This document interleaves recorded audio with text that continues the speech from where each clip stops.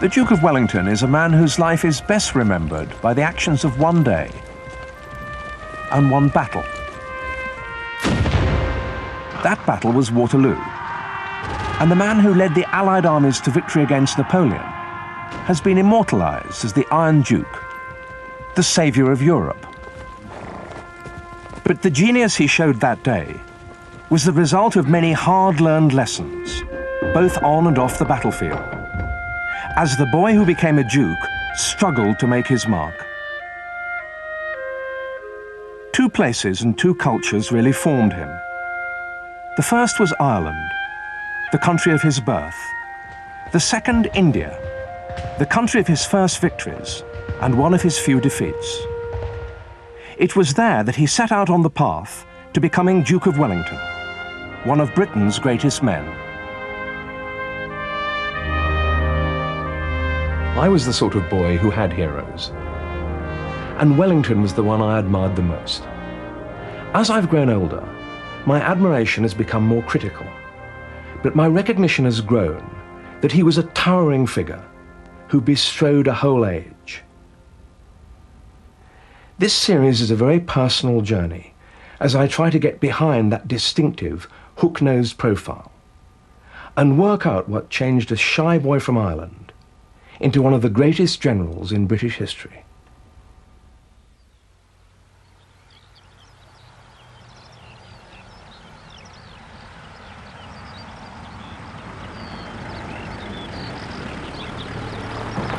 The Duke of Wellington was born in Ireland on April the 29th, 1769. His name then was Arthur Wellesley, and he was the third surviving son of an Irish earl. This is all that remains now of the Wellesley family seat, Dangan Castle in County Meath. Presumably this was the main entrance.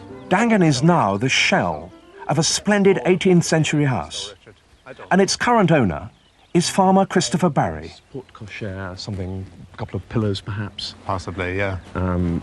It is fantastic. It's been... The Wellesleys were Anglo-Irish, part of the ruling class which dominated Ireland at this time. Dangan was a Protestant island in a Catholic see, the family remote from the community around it. And there were lakes there. Mm-hmm. That's right. I think there were 2, if not 3 lakes, and there was 100 acres underwater. And I think that the main lake went over in that direction there, over towards those beech trees.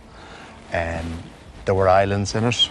There was cannon on the shore. And there were models of battleships on the lake. Must have been a fantastic place at the time. It must have been a fantastic view from here, looking out over this terrific landscape. Yeah.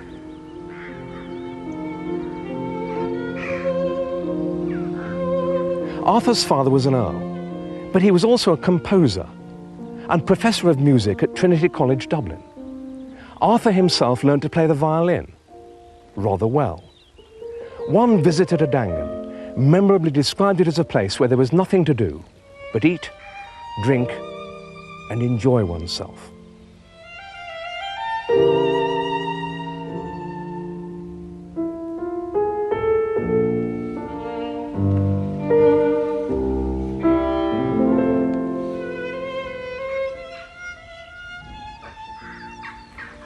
When Arthur was 12, his world changed abruptly. His father died, leaving nothing but debts. Within a few months, the house and the estates had been rented out. None of the family ever lived here again. Later in life, Arthur Wellesley always resented the suggestion that he was Irish. He famously declared that not everybody born in a stable was a horse. But I think that his family's experience as impoverished Anglo-Irish gentry was what drove him and his brothers. Arthur's eldest brother, the new Earl of Mornington, decided that what little money there was to be spent on the education of the other brothers. Arthur was considered the least promising. With his future career uncertain, Arthur was taken out of school and sent to a military academy in France to polish his gentlemanly skills.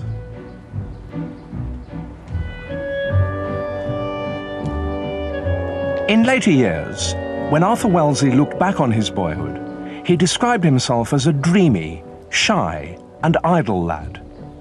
He was a loner, an odd man out, a Protestant in Ireland, and an Irishman abroad. His mother despaired of him. "I vow to God, I don't know what I shall do with my awkward son Arthur," she said, and felt he was good for nothing but cannon fodder.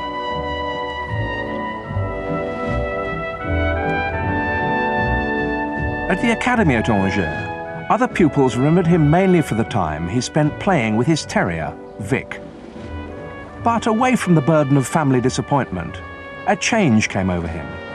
Arthur began to blossom.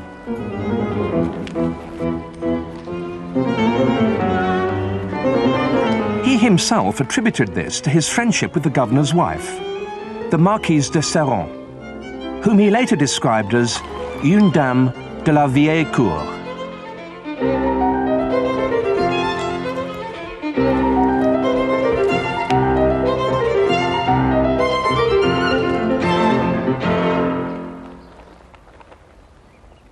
Whatever the cause, by the time Arthur Wellesley left Angers, he now showed a glimmer of promise. When his mother caught sight of him, she exclaimed incredulously, "There is my ugly boy Arthur," and wrote that he was a very charming young man. Her left, right, her left. Nonetheless, Her left, his family could left, still see no future for him except the army. Most officers' commissions were bought and sold, and Mornington bought him a commission at the lowest officer rank of ensign, as we would now put it, second lieutenant. Arthur had entered an army where officers' promotion was largely dependent on wealth and connections, not ability. The men were volunteers, risking death on a foreign field for meagre wages and 2 square meals a day. But for now, Britain was at peace. Wellesley received rudimentary training and went back to Ireland as aide to the Lord Lieutenant. He was promoted steadily, but was not a committed soldier. By now, Arthur Wellesley was in his early 20s. He was restless and unfocused, spending more time playing his violin than on his work, and passing his evenings gambling. He was a dilettante, but one who was about to learn a lesson at home in Ireland.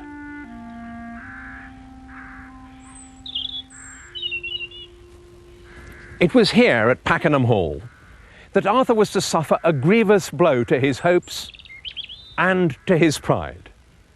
This was the home of a young woman, Kitty Pakenham, from a military family of similar standing to the Wellesleys.